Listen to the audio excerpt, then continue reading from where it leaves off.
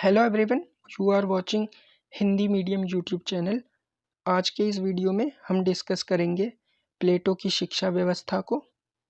पिछले वीडियो में हमने देखा था प्लेटो का न्याय का सिद्धांत, जिसमें प्लेटो ने समाज के अलग अलग वर्गों को, अलग अलग व्यक्तियों को उनके योग्यताओं के अनुसार अलग अलग वर्गों में बांट दिया था। तो उन वर्गों की पहचान करने के लिए कि किस व्यक्ति में कौन सा गुण पाया जाता है या कोई व्यक्ति में क्या योग्यता है, तो उसके लिए प्लेटो ने शिक्षा व्यवस्था की प्रावधान दिया है, शिक्षा व्यवस्था की योजना बनाई, जिसके माध्यम से लोगों की योग्यताओं को पहचाना जा सके। तो इस वीडियो में हम डिस्कस करेंगे प्लेटो की शिक्षा व्यवस्था को, किस तरह से शिक्षा के माध्यम से अलग अलग वर्गों की समाज में पहचान की गई। तो अगर आपको इस वीडियो का PDF चाहिए तो वो आप इस टेलीग्राम लिंक से जाकर डाउनलोड कर सकते हैं। तो शुरू करते हैं आज का वीडियो, जो कि है प्लेटो की शिक्षा व्यवस्था। तो प्लेटो ने एक आदर्श राज्य की स्थापना के लिए समाज में 3 वर्गों का निर्माण किया। जैसे कि मैंने पिछले वीडियो में आपको बताया था, प्लेटो का जो न्याय का सिद्धांत था उसमें मैंने आपको बताया था कि प्लेटो ने समाज में 3 वर्गों का निर्माण किया है, ठीक है, जिससे कि न्याय की स्थापना की जा सके। लोगों को उनकी योग्यता के अनुसार उनके अलग अलग कर्तव्य निश्चित किए हैं। जिस व्यक्ति में जो योग्यता होगी उसके अनुसार उसके कर्तव्य को बताया गया है। उनकी योग्यताओं को पहचानने के लिए प्लेटो ने शिक्षा का माध्यम चुना। जैसे कि मैंने अभी बताया कि लोगों में किस प्रकार की योग्यता है, उसको पहचानने के लिए प्लेटो ने शिक्षा का माध्यम चुना है, जिसके ज़रिए वे लोगों को उनकी योग्यता के अनुसार पहचान सके और उन्हें उनका कर्तव्य और कार्य बता सके। तो प्लेटो ने न्याय की सिद्धि के लिए 2 उपायों का वर्णन किया है। समाज में न्याय की प्राप्ति के लिए प्लेटो ने 2 उपाय बताए हैं। पहला, एक तो राज्य द्वारा संचालित शिक्षा व्यवस्था हो, दूसरी साम्यवादी समाज की व्यवस्था हो। यानी कि एक तो समाज में जो शिक्षा है वो राज्य द्वारा संचालित की जानी चाहिए, दूसरा एक साम्यवादी समाज हो, जिसमें हम जो इसके आगे की वीडियो होगी, नेक्स्ट वीडियो, उसमें हम ये सेकंड पॉइंट देखेंगे, जिसमें प्लेटो के साम्यवाद की चर्चा की गई है, ठीक है। तो प्लेटो का जो साम्यवाद था वो हम इसको नेक्स्ट वीडियो में देखेंगे। आज की इस वीडियो में हम डिस्कस कर रहे हैं बेसिकली राज्य द्वारा संचालित शिक्षा व्यवस्था या प्लेटो की शिक्षा व्यवस्था क्या थी। तो तत्कालीन यूनान में 2 प्रकार की शिक्षा व्यवस्थाएं प्रचलित थी। यानी कि जिस समय की हम बात कर रहे हैं, आज से करीब 2300 साल पहले प्लेटो के समाज में 2 प्रकार की शिक्षा व्यवस्थाएं मौजूद थी, ठीक है। पहली थी एथेंस की शिक्षा व्यवस्था, यानी कि जो प्लेटो जहाँ रहते थे वहाँ पर जो शिक्षा व्यवस्था मौजूद थी, जो कि पूर्णतः राज्य से पृथक थी। यानी कि राज्य द्वारा कोई हस्तक्षेप नहीं किया जाता था शिक्षा के मामलों में, अर्थात शिक्षा को हम एक प्राइवेट या एक निजी व्यक्तिगत मामला बोल सकते हैं। राज्य हस्तक्षेप नहीं करता था शिक्षा के मसलों में या मामलों में। वहीं एक दूसरी शिक्षा व्यवस्था मौजूद थी, जो कि थी स्पार्टा की शिक्षा व्यवस्था। अच्छा, स्पार्टा क्या था? स्पार्टा एथेंस की तरह एक राज्य था। जैसे एथेंस एक पोलिस था, एक राज्य था, उसी प्रकार से जो स्पार्टा था वो भी ग्रीस में एक छोटा सा पोलिस या शहर या राज्य आप बोल सकते हैं, जहाँ पर शासन किया जाता था दूसरे लोगों द्वारा, ठीक है। तो स्पार्टा की शिक्षा व्यवस्था जो पूर्णतः राज्य पर निर्भर थी, अर्थात राज्य द्वारा सारी शिक्षा व्यवस्था संचालित की जाती थी, ठीक है। अच्छा, तो आगे देखते हैं। प्लेटो स्पार्टा की शिक्षा व्यवस्था से अत्यधिक प्रभावित था। इसका मतलब क्या है कि जो प्लेटो थे वो एथेंस की शिक्षा व्यवस्था से ज़्यादा खुश नहीं थे, बल्कि स्पार्टा की शिक्षा व्यवस्था से अत्यधिक प्रभावित थे और एथेंस में भी इस प्रकार की शिक्षा व्यवस्था लागू करना चाहते थे, जिसके माध्यम से लोगों की योग्यता को पहचान कर दार्शनिक राजा की पहचान कर सके। यानी कि जो प्लेटो थे वो स्पार्टा की शिक्षा व्यवस्था से काफ़ी ज़्यादा खुश थे और उससे प्रभावित थे, और वो चाहते थे कि जो एथेंस है वहाँ पर भी स्पार्टा की तरह राज्य द्वारा संचालित शिक्षा व्यवस्था हो, जिसमें राज्य शिक्षा के मामलों में पूर्णतः हस्तक्षेप कर सके और लोगों की शिक्षा के मामलों में उनकी रुचि बढ़ा सके और उसमें अपना योगदान दे सके।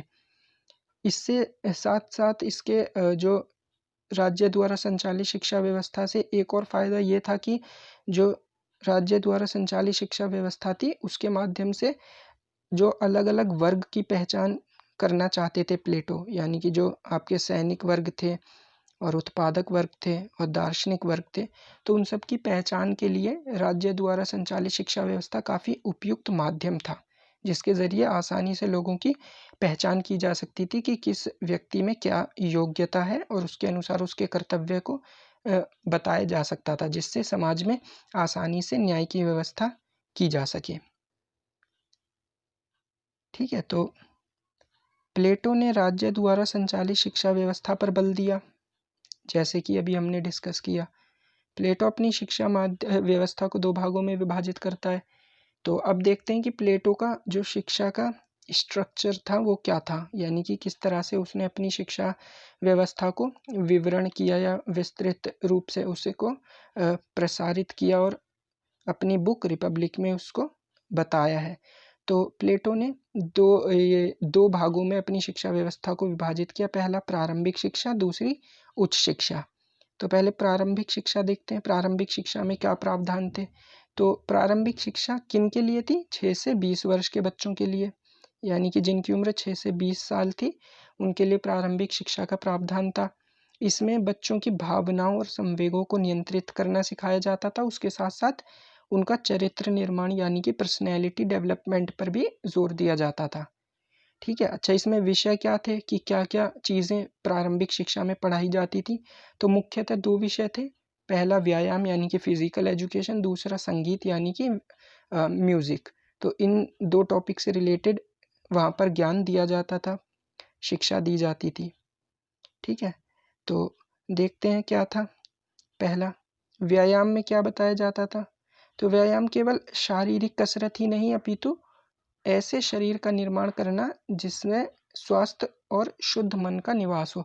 यानी कि फिजिकल एजुकेशन के साथ-साथ आध्यात्मिक यानी कि माइंड से रिलेटेड नॉलेज भी दी जाती थी, जिससे कि स्वस्थ शरीर के साथ-साथ एक स्वस्थ और शुद्ध मन का भी निवास हो सके।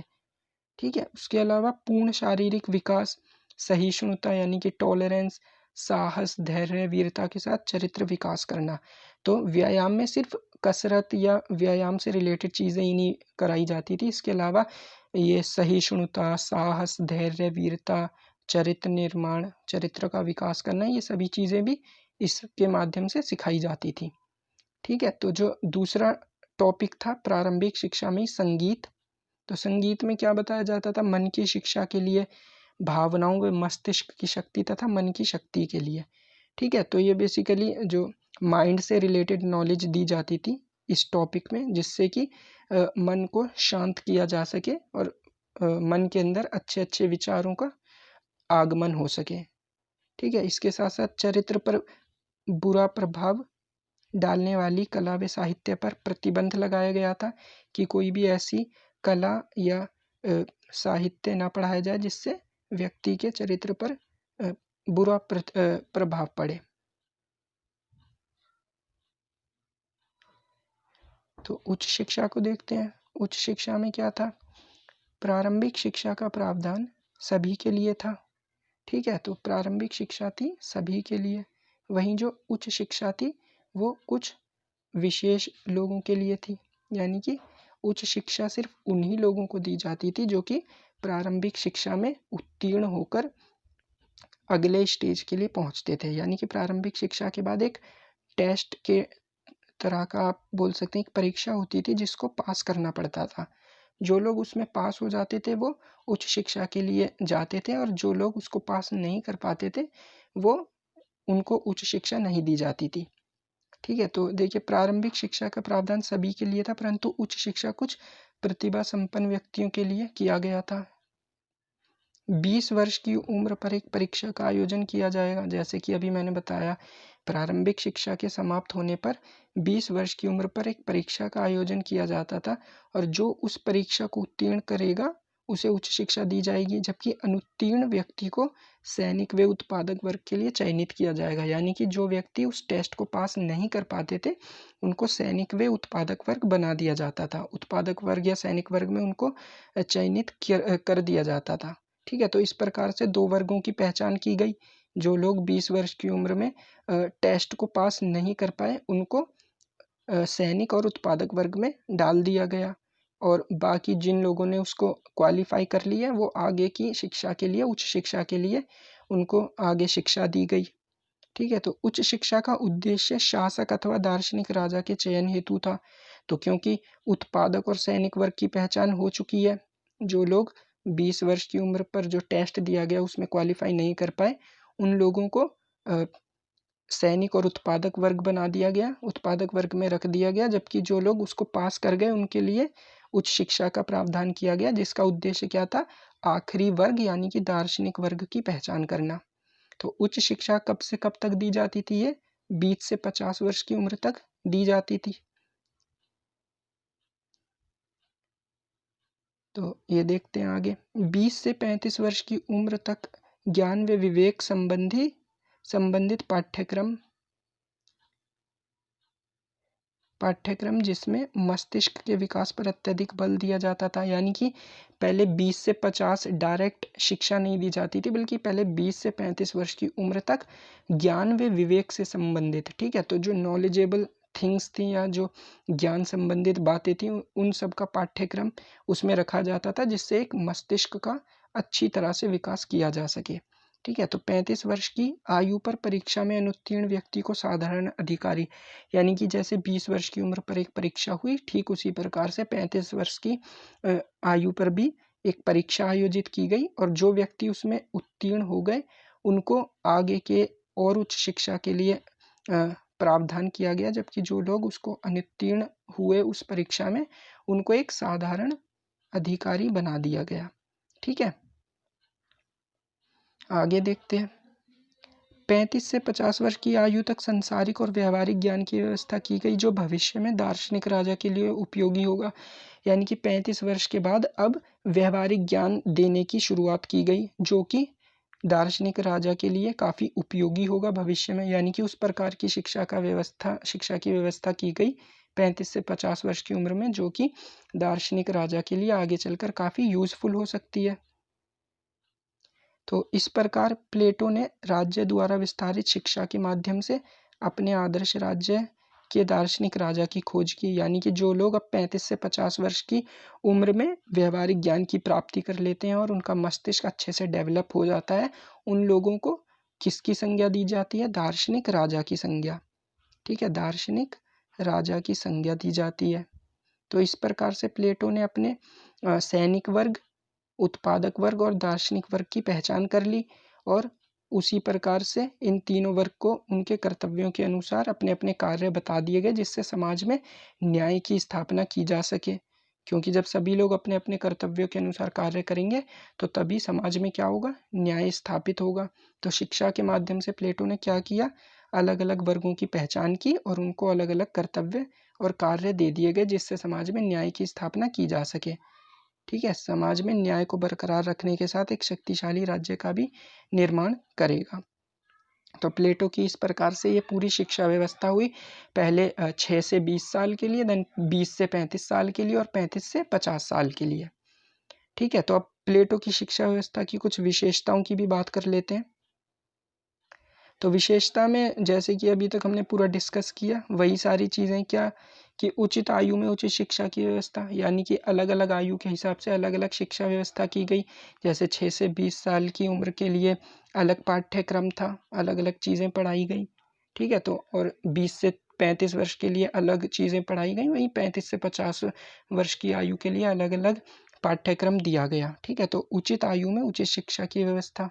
इसके साथ बालक, किशोर, युवाओं के लिए अलग अलग पाठ्यक्रम। तो जैसे जैसे बालक की उम्र बढ़ती है व्यक्ति की, बालक से किशोर, किशोर से युवा, तो उसके लिए अलग अलग पाठ्यक्रम की व्यवस्था की। ये भी विशेषता थी प्लेटो की शिक्षा सिद्धांत की या शिक्षा व्यवस्था की।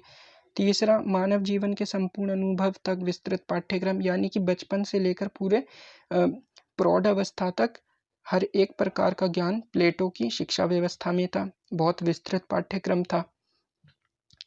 चौथा पॉइंट हम कह सकते हैं कि राज्य नियंत्रित शिक्षा व्यवस्था थी। जैसे कि मैंने स्टार्टिंग में बताया कि प्लेटो ने राज्य द्वारा नियंत्रित शिक्षा व्यवस्था पर बल दिया, जो कि स्पार्टा में भी मौजूद थी। तो स्पार्टा की शिक्षा व्यवस्था के जैसी व्यवस्था पर प्लेटो ने क्या दिया, जोर दिया। तो ये एक विशेषता थी प्लेटो की शिक्षण पद्धति की। उसके बाद शारीरिक, मानसिक व आध्यात्मिक शक्ति का विकास, यानी कि जो मैंने बताया कि संगीत के साथ साथ वो और व्यायाम के साथ साथ किस तरह की शिक्षा पर भी जोर दिया, शारीरिक, मानसिक व आध्यात्मिक शक्ति का विकास, सर्वांगीण विकास। ठीक है, इसके साथ साथ स्त्री पुरुष दोनों के लिए समान शिक्षा, यानी कि स्त्री को भी पुरुषों के समान शिक्षा व्यवस्था के लिए उनको भी समान अवसर दिए गए, है ना। तो इस प्रकार से हम प्लेटो को क्या कह सकते हैं, पहला फेमिनिस्ट भी कह सकते हैं, क्योंकि इन्होंने पुरुषों और महिलाओं में कोई भेद नहीं किया, उन दोनों के लिए ही समान शिक्षा की व्यवस्था की। तो ये भी एक विशेषता है प्लेटो की कि उन्होंने स्त्री और पुरुष दोनों के लिए समान शिक्षा की व्यवस्था की। जबकि अरस्तु जो थे, उन्होंने स्त्रियों को शिक्षा व्यवस्था और इन सभी चीज़ों से बहुत दूर रखा। इसके अलावा अगली विशेषता कि दर्शन व बौद्धिक शिक्षा द्वारा चलने वाली प्रक्रिया माना है, यानी कि शिक्षा को दर्शन व बौद्धिक द्वारा चलने वाली प्रक्रिया भी प्लेटो ने माना है। ठीक है, तो अब इसकी जो प्लेटो की शिक्षा व्यवस्था थी, हमने उसकी विशेषताएं देखी। अब इसके साथ साथ कुछ प्लेटो की शिक्षा व्यवस्था की आलोचनाएं भी देख लेते हैं कि किस प्रकार की उनकी आलोचनाएं की गई हैं। तो पहली आलोचना है कि उत्पादक व सैनिक वर्ग के लिए विशेष शिक्षा पर महत्व नहीं, यानी कि उत्पादक व सैनिक वर्ग को क्या कर दिया है, बहुत ज़्यादा दरकिनार कर दिया, उनके लिए कोई ज़्यादा व्यवस्था नहीं की गई। ठीक है, क्योंकि 20 वर्ष की उम्र पर जो परीक्षा में उत्तीर्ण नहीं हो पाए, उनको आगे की शिक्षा व्यवस्था उनके लिए नहीं की गई। उसके अलावा विशेष वर्ग के लिए ही उच्च शिक्षा की व्यवस्था, यानी कि जो वर्ग केवल उच्च वो परीक्षा में उत्तीर्ण हो पाया, उनके लिए ही उच्च शिक्षा की व्यवस्था की गई। तीसरा पॉइंट कह सकते हैं कि जो शिक्षा व्यवस्था थी प्लेटो की, वो बेहद विस्तृत है। विस्तृत होने के साथ वो खर्चीली भी है, क्योंकि ये शिक्षा व्यवस्था पूरी बचपन से शुरू होकर और प्रौढ़ावस्था तक चलती है, 50 वर्ष तक, यानी कि पूरा बचपन से लेकर बुढ़ापे तक ये शिक्षा व्यवस्था ही चलती रहती है। तो इसका मतलब बहुत ज़्यादा विस्तृत और बहुत ज़्यादा लंबी शिक्षा व्यवस्था है प्लेटो की। ठीक है, उसके अलावा 35 से 50 वर्ष की आयु तक शिष्य बने रहने से नवीन कार्य के लिए उत्साह कम। ऑब्वियस सी बात है कि जैसे जैसे उम्र बढ़ती जाती है, तो नए नए कार्य करने की क्षमता में कमी आती है। तो 50 वर्ष तक अगर कोई शिष्य बना रहेगा, तो उनमें नवीन कार्य करने के लिए उत्साह की कमी देखी जाएगी। इसके अलावा व्यक्तियों के मध्य ज्ञान आधारित भेदभाव, यानी कि व्यक्तियों के मध्य ज्ञान के आधार पर उनके साथ भेदभाव किया गया, कि जो व्यक्ति परीक्षा में उत्तीर्ण नहीं हो पाए, उनको उत्पादक और सैनिक वर्ग की श्रेणी में डाल दिया गया, जो कि ज्ञान के आधार पर एक भेदभाव हम इसको कह सकते हैं। जो लोग उत्तीर्ण हो गए उस परीक्षा में, उनको एक दार्शनिक वर्ग के लिए तैयार किया, दार्शनिक राजा के लिए तैयार किया, जबकि जो लोग उत्तीर्ण नहीं हो पाए, उनको सैनिक और उत्पादक वर्ग में धकेल दिया गया। इसके साथ शिक्षा के आधार पर समाज को वर्गीकृत कर दिया गया, यानी कि शिक्षा के माध्यम से क्या किया, अलग अलग वर्गों की पहचान कर दी, कि जो व्यक्ति उत्तीर्ण होता है परीक्षा में, उसके लिए अलग से व्यवस्था होगी उच्च शिक्षा की, और जो नहीं कर पाता उसको उत्पादक और सैनिक वर्ग में डाल दिया गया, उत्पादक और सैनिक वर्ग में। तो इस तरह से प्लेटो ने क्या किया कि शिक्षा के आधार पर समाज को 3 वर्गों में विभाजित कर दिया। ठीक है, तो ये आज का पूरा लेक्चर था। आई होप आपको वीडियो अच्छा लगा होगा। Thank you so much for watching this video. Have a nice day.